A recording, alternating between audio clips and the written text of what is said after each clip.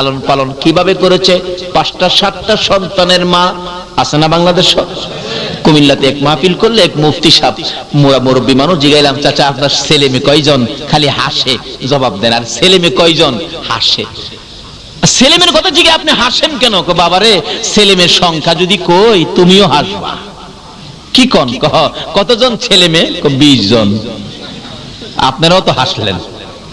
আসলে 20 জন সন্তানের কথা কইলে কেন না হাসবো?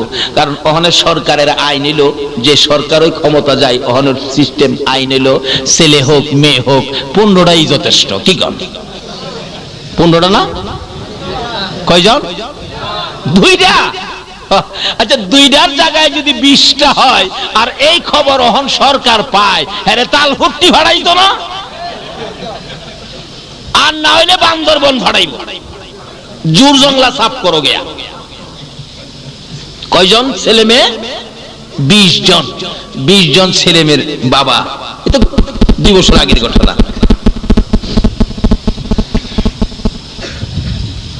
20 জন বাদ দিলাম, 7-8 জন তো প্রায়ই পাওয়া যায়। 7-8 জন বাচ্চা যে মার, এই মা লালন পালন করতে কষ্ট হইতেছে কিনা বলুন তো? দেখবেন মা গরু আছে, গরু ঘরে নিলেন, ছাগল আছে, ছাগল ঘরে বানলেন, মুরুগ থামাইলেন, রান্না বাড়া শেষ করলেন, সবাইকে কাজ শেষ করে সন্ধ্যার সময় বাচ্চা কাচ্চাকে খাওয়াইলেন, স্বামীকে খাওয়াইলেন, শ্বশুর শাশুড়ি খাওয়াইলেন। এইভাবে সব কাজ শেষ করে তোমার আমার মা ঘুমাইতে যাইবো, রাত্র বাইজে গেছে 11টা। খালি 11টায় শুইছে, ল্যাপটা একটু গায়ে দিয়া, ল্যাপটা একটু গরম হয়েছে শীতের রাত্র। এমন সময় 7 জনের মাঝখানে যাইছিল বাচ্চাটা, হ্যাঁ খাইছিল না, ঘুমেতে ওইটা দেখবেন শুরু করছে পেন্ডের পেন্ডেন। মা কয় কি হয়েছে তোর? কোনো কথা কয় না, খালি আছে না বাচ্চা এরকম করে না? আধা ঘন্টা পর্যন্ত কাঁদছে, কোনো কথা কয় না। আরে কেন কাঁদতাছস আধা ঘন্টা পর্যন্ত? কয় আমি যে ভাত খাইছি না তুমি জানো না? মা কয় এটা কি আধা ঘন্টা কাইন্দা কোন লাগে? আগেই তো তুই কইতারস। এরকম একটা বিরক্ত মারে আমরা করছি কিনা কোন তো?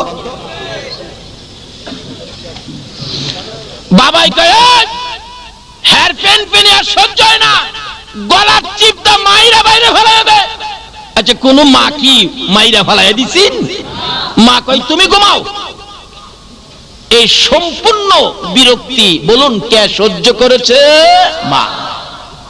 এই মারে কষ্ট দিয়া বেহেশত যাইতেন নামাজ পড়া, যায়েন বেহেশত গারো ধইরা বাই করে দিব।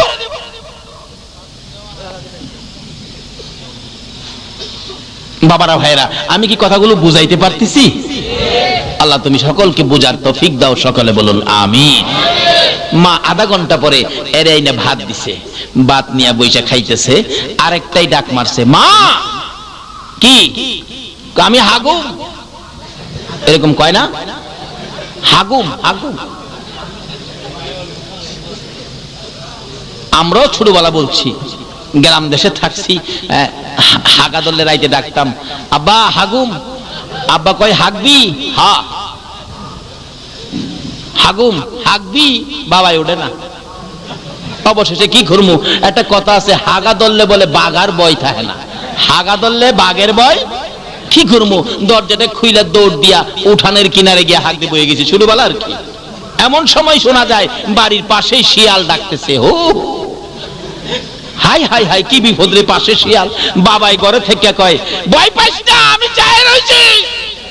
আচ্ছা ঘরের ভিতর থেকে বলে চায়ে রইছে, ওহনো বাইর হয় না। একটু পরে দেখি আরেকজন দৌড় দিয়া বাহির হইয়া একবারে মাথার পাশে খাড়িয়ে রইছে। বলুন তো উনি কে?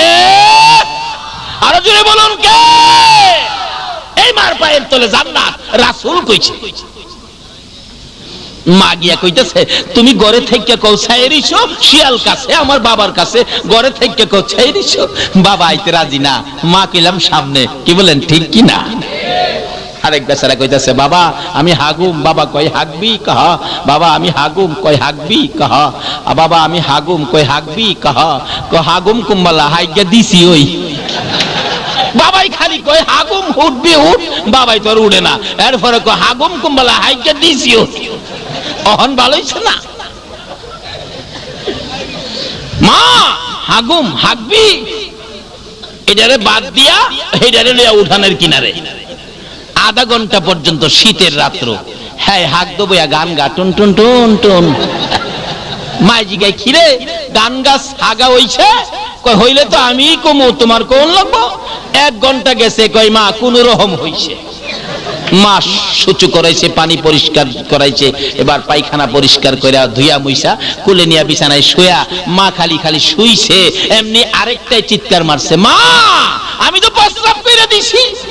এরকম হইছে কিনা শুরুর সময়? বলুন এই বিরক্তিগুলি কে সহ্য করেছে? এই সম্পূর্ণ কাজ কে করেছে? তাই এই মার খেদমত করুন, মা বাবা কবরে থাকলে দোয়া করুন।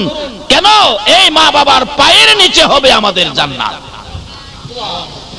এইভাবে 3টা 4টা মা শুয়াইছে, এবার আরেকটাই ডাক মারছে, মা কি আমার ঘুম ভাঙ্গা গেছে, আমার ঘুমও ধরে না, আমারে কোলে লইছি, কুলো বাইরে যা, ঘরের বাইরে যাইতো, বাইরে গেছে। মা ডাকতেছে, বাবারে আমার শীত করে, চাদরটা নিয়ে আসি।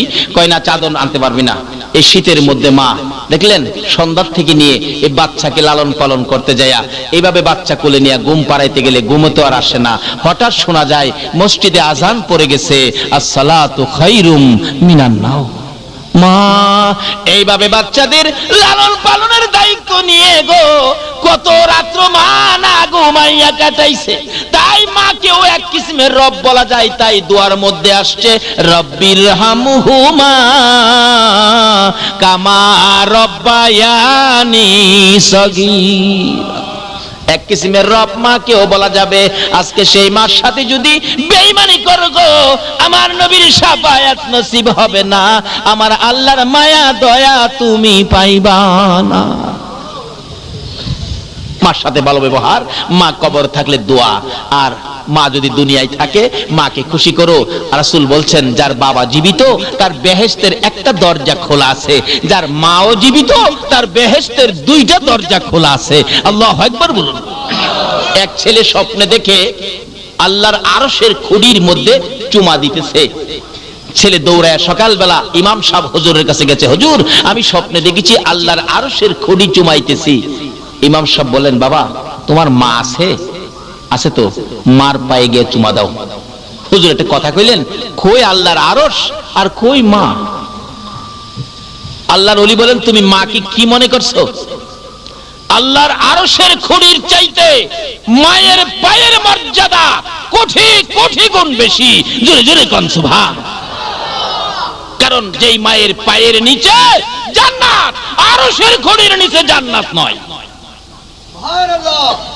আজকে সেই মার সাথে ভালো ব্যবহার আমাদের দরকার আছে কিনা বলুন? মারও উচিত সন্তানদেরকে ভালো পথে পরিচালনা করা, বাবারও উচিত সন্তানদেরকে ভালো পথে পরিচালনা করা। আজকে যেই সন্তান, যেই মা বাবা এই সন্তানকে পেটে নিয়েছো, যারা আজকের এই সমাজ কল্যাণ যুব সংঘ করে এত বড় মাহফিলের আয়োজন করেছে, এই বৃষ্টি বাদলের মধ্যে এমন সন্তান জন্ম দেওয়া, এই পথে সন্তানদেরকে পরিচালনা করা, এটাও মা বাবার দায়িত্ব। আজকে যে মা বাবার সন্তান মাহফিলের আয়োজন করেছে, আর যেই মা বাবা এই সন্তানের মা বাবা হয়েছেন, উভয় জীবন ধন্য। যদি এর মধ্য থেকে কেউ কবরে থাকে, আজকের মাহফিলের উসিলায় তাদের কবরগুলোকে জান্নাতের বাগান বানিয়ে দেওয়া হয়েছে। যেইভাবে মাহফিলটা সাজানো হয়েছে, তাদের কবরগুলোকে এইভাবে আজকে সাজানো হয়েছে। ফেরেশতারা বলেন, প্রভু গো এই কবরগুলো সাজানো হলো কেন? এই কবরের এই অবস্থা কেন? আল্লাহ বলেন, তাদের সন্তানেরা আজকে দুনিয়াতে জান্নাতের বাগান সাজিয়েছে, এই বরকতে তাদের মা বাবার কবরকে আমি জান্নাতের বাগান সাজাইলাম।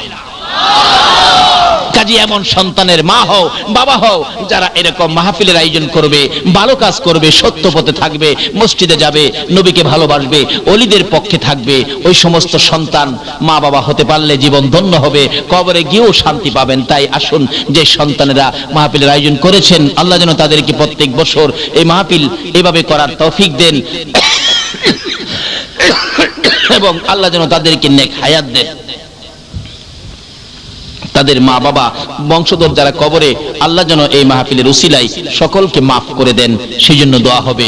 আসুন, কবরে যেতে হবে, যাওয়ার আগে কবরটা পরিষ্কার করি, নবীর উম্মত হইয়া নবীর কথা মতো কিছু কাজ করে মা বাবার খেদমত করে কবর পরিষ্কার রাখি। মা বাবা যাদের দুনিয়াতে আছে আজকেই যায়া মা বাবার খেদমতে হাজির হয়ে যান।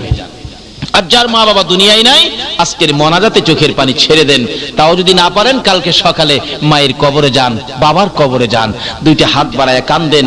আল্লাহ রাব্বুল আলামিন আপনার চোখের পানিতে মা বাবাকে মাফ করে দিবেন। তাই আসুন, আমি আর সামনে যাচ্ছি না, দুইটা সাবজেক্টের উপর আলোচনা। আল্লাহ যেন আমাকে সহ সকলকে এই সাবজেক্টের উপর আমল করার তৌফিক দেন। সকলে বলুন আমিন। আসুন দোয়া করি, সকলে দোয়ায় শরীক হন। আল্লাহুম্মা আমিন। ربنا ظلمنا أنفسنا وإن لم تغفر لنا وترحمنا لنكونن من الخاسرين رب ارحمهما كما ربياني صغيرا رب العالمين রাত্র 3টা পার হয়ে গেছে। তোমার আদুরের বান্দারা, তোমার নবী আশিক পাগলেরা, গাউসে পাকের ভক্তবৃন্দরা 3টা পর্যন্ত পার করে দিয়ে গো তোমার শাহী দরবারে হাত বাড়াইছে। মউত একেবারে খালি হাত বাড়াই নাই, তুমি যার উপর দরুদ সালাম প্রেরণ করো ওই নবীর উপর দরুদ সালাম ও মদিনা পাঠাইছি। মাবুদ রে, আমাদের দরুদ সালাম গুলো পাখির মতো উড়াইয়া উড়াইয়া দয়ার নবী মায়ার নবীর রওজা আতহারে পৌঁছাইয়া দাও। আয় মাবুদ, আজকের এই দরুদ সালাম উসিলা করে, ফাতিহা ইয়াজদাহ মাহফিল উসিলা করে আমরা যারা হাত বাড়াইছি আমাদের তামাম জিন্দেগীর গুনাহগুলো ক্ষমা করে দাও। রাত্র 3টা পার হয়ে গেল, তোমার বান্দারা যে হাত বাড়াইছে, তোমার কি মায়া লাগে না? যদি আমরা অপরাধ করেছি, গুনাহ করেছি, তারপরেও তো আমরা মাফের আশায় হাত বাড়াইছি। দুনিয়ায় দেখি সন্তানেরা যদি অপরাধ করে, মা বাবা ধমক দেয়, বাড়িতে জায়গা দিবে না, তারপরেও রাত্র যদি 12টা 1টা 2টা বাইজা যায় রে, মা দরদি সন্তানের জন্য দরজাটা খুইলা রাখে রে আল্লাহ। মায়ের মতো একটা দরদি যদি অপরাধী সন্তানের জন্য 2টা বাজে দরজা খোলা রাখতে পারে গো আল্লাহ, আমরা যে তোমার বন্ধুর গুনাহগার উম্মত, জীবনের গুনাহ লইয়া মাপের আশায় হাত বাড়াইছি, তোমার যে 99 ভাগ মায়া আছে গো, দয়া আছে গো, তুমি কি আমাদের জন্য মাফের দরজাটা খুলতে পারো না? ফিরাইও না, ঘুরাইও না, কার জীবনে কত গুনাহ হিসাব জিগাইও না, কে নেককার কে গুনাহগার কাউরে কিছু কইও না। আজকের এই মাহফিলের উসিলাই আমাকে সহ সকলের জীবনের গুনাহ ক্ষমা করে দাও। মাবুদ রে, ক্ষমা যে চাইলাম জীবনের গুনাহ, এই শেষ রাত্রে আমরা রে মাফ করছনি। যারা নামাজি নামাজ কবুল করো, যারা নামাজ পড়ে না নামাজের বুঝ দান করো, বেনামাজি বানাইয়া সাদা কাফন গায়ে লাগাইও না গো আল্লাহ। যারা মদিনা যাওয়ার পাগল, পাখির মতো উড়াইয়া মদিনা লইয়া যাও গো আল্লাহ। মদিনা না দেখাইয়া এ মাহফিলের কাউকে তুমি আজরাইলের হাতে তুলে দিও না। মদিনা রে, ও সুন্দর মদিনা, মদিনা যে কেমন লাগে গো, যারা যায় নাই তারা তো বুঝবে না। মদিনায় যখন রওনা হয়েছিলাম 2001-এ, বৃহস্পতিবার দিবাগত রাত্রে বাস ছাড়ছে, আগে মদিনায় নিয়ে যাবে। রাত্র 2টার দিকে মুআল্লিম সাহেব বলতেছেন, হাজী সাহেবরা ঘুমায়েন না, আর কিছুক্ষণের মধ্যে আমরা ঢুকে যাব সোনার মদিনা। দেখি সকল হাজী সাহেবরা সজাগ হয়ে গেছে। মুআল্লিম সাহেব গো, কোন সময় ঢুকবো গো প্রেমের মদিনায়? একটু পরে মুআল্লিম বলেন, হাজী সাহেবরা দুরূদ শরীফ পড়তে থাকুন, এই তো আমরা মদিনায় ঢুকে গেলাম। সমস্তটা শরীর যেন পশমগুলো দাঁড়াইয়া গেছে, কলিজায় যেন ঠান্ডা লাগতেছে, শোনা যায় কানে যেন আওয়াজ আসতেছে, হায় আমার পাগলেরা। যাইতে যাইতে আরো ঘন্টা খানিক গাড়িটা চললো। মুআল্লিম বলেন দুরূদ শরীফ পড়ুন আর জানালাগুলি বন্ধ করে দেন। জিজ্ঞেস করলাম মুআল্লিম সাহেব জানালাগুলি বন্ধ করব কেন? মুআল্লিম চোখের পানি ছেড়ে দিয়ে বলেন হুজুর আমাদের বাংলাদেশ থেকে এমন পাগলও আসে গো, আমার নবীর রওজাটা দেখলে লাফাইয়া ইয়া রাসূলুল্লাহ বলে বাস থেকে পড়ে যায়। হুজুর জানালা বন্ধ করার জন্য বললাম এই জন্য, আর একটু সামনে গেলেই সামনের টার্নিংটা মোড় দিলেই আমার নবীর সবুজ রঙের গম্বুজ দেখা যাবে গো। হুজুর জানালা বন্ধ করে দেন, এই নবীর পাগলদেরকে ভিতরে রাখুন। সবাই মিলে দুরূদ ও সালাম পাঠ করতেছি, একটু পরেই দেখি আমার নবী উম্মতের কান্ডারি নবীর রওজা পাকের গম্বুজ দেখা যায়। মাবুদ এই সোনার মদিনা না দেখাইয়া, সবুজ রঙের গম্বুজ না দেখাইয়া, উম্মতের কান্ডারি নবীর রওজা জিয়ারত না করাইয়া এই মাহফিলের কাউকে তুমি সাদা কাফন গায়ে লাগাইও না। ইয়া আল্লাহ আমাদের মধ্যে যারা ব্যবসা করে ব্যবসায় বরকত দাও, যারা চাকরি করে চাকরিতে পদোন্নতি দান করে দাও, যারা গৃহস্থী করে জমির ফসলে বরকত দিয়ে দাও, যারা বিদেশ থাকে সহি সালামতে রাখো, যারা বিদেশ যাবে মনের আশা পুরা করে দাও।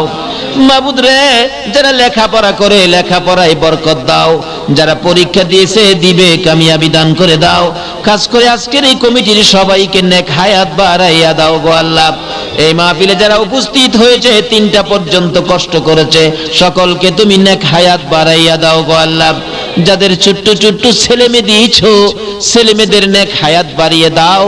অকালে মৃত্যু দিও না, মা বাবার কলিজায় আগুন জ্বালাইও না, ছেলে মেয়েদের মুখে ইতিমের দাগ লাগাইও না, ছেলে মেয়েদের মা বাবার হায়াত বাড়াইয়া দাও। ই আল্লাহ দুয়ার দরখাস্ত করেছেন ইসমাইলের জন্য ও নুরুল আমিনের জন্য।